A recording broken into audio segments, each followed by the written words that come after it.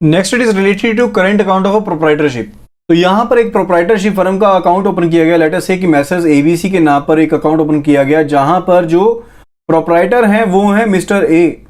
तो mister A ने अपना ये अकाउंट को ओपन किया गया एंड उन्होंने कहा कि वो गारमेंट ट्रेडर हैं। वो क्या है? गारमेंट ट्रेडर हैं।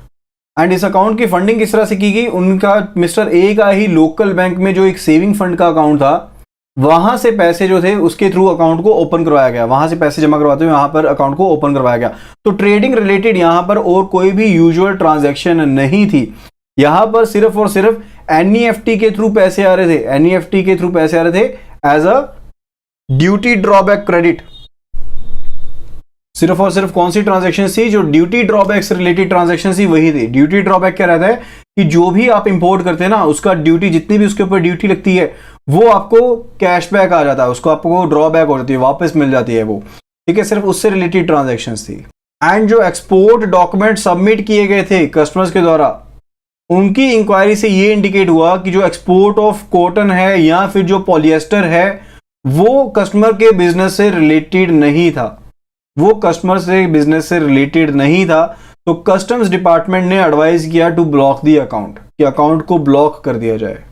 Next it is money mules operations in accounts.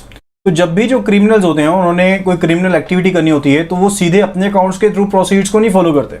वो क्या करते हैं? इसके लिए एंगेजमेंट करते हैं पर्सन्स के साथ। पर्सन्स यानी कि थर्ड पार्टी के साथ, जिनको हम क्या कहते हैं? मनी म्यूल्स कहते हैं। यानी कि मनी म्यूल क्या रहता है? एक पर्सन है जो अपने अकाउंट्स के थ्रू ट्रांजैक्शंस को कर देता है सिर्फ एक कमीशन की लालच में, कि उसको कुछ कमीशन मिल जाएगी, ताकि वो अपने अकाउंट के थ्रू उन पैसों को दे देगा। लाइकवाइज यहां पर पर्सन ए है जो टेररिस्ट एक्टिविटी से जुड़ा हुआ है। इसने फंड्स जो प्रोसीड से क्राइम से जुड़े हुए थे, उसको बी के अकाउंट के थ्रू ट्रांसफर किया, अपने अकाउंट के थ्रू ट्रांसफर नहीं किया। बी के अकाउंट में कैश जमा करवाया एंड इसको कुछ एक कमीशन दे दी। मान लीजिए 1 लाख रुपए ट्रांसफर कराया एंड इसको 5,000 रुपए दे दिए। ठीक है, तो यहां पर जो ए की आइडेंटिटी थी वो तो कहीं पर सामने आई नहीं। जब बी को पूछा जाएगा ये पैसे कहां से, तो बी कहेगा कि मैं उसे पर्सनली नहीं जानता था, मतलब मुझे ऐसे ऐसे कमीशन मिली। तो यहां पर ए का जो नाम था कभी भी सामने नहीं आएगा। एंड ये सबसे कॉमन तरीका है जो इस्तेमाल किया जाता है, यानी कि थर्ड पार्टीज का इस्तेमाल किया जाता है, जिनको हम क्या कहते हैं? मनी म्यूल कहते हैं, ताकि ऐसा जो पैसा है उनके अकाउंट्स में उनको मिल भी जाए एंड उसका नाम भी सामने ना आए। एंड इन्हें किस तरह से कॉन्टेक्ट किया जाता है? स्पैम ईमेल्स के थ्रू, रिक्रूटमेंट एडवर्टीजमेंट्स के थ्रू। तो ये जो थर्ड पार्टीज होती हैं, ये इनोसेंट पर्सन भी हो सकते हैं, या फिर हो सकता है ये फ्रॉडस्टर्स के साथ मिले जुले हों, इनकी सांठ गांठ हो उनके साथ। तो कुछ एक इंडिकेटर जो रहते हैं मनी म्यूल्स के बारे में, मनी म्यूल्स के अकाउंट के बारे में, डाटा रिगार्डिंग कि जो ट्रांजैक्शन रहती है वो की जा रही है हमेशा थर्ड पार्टी के थ्रू।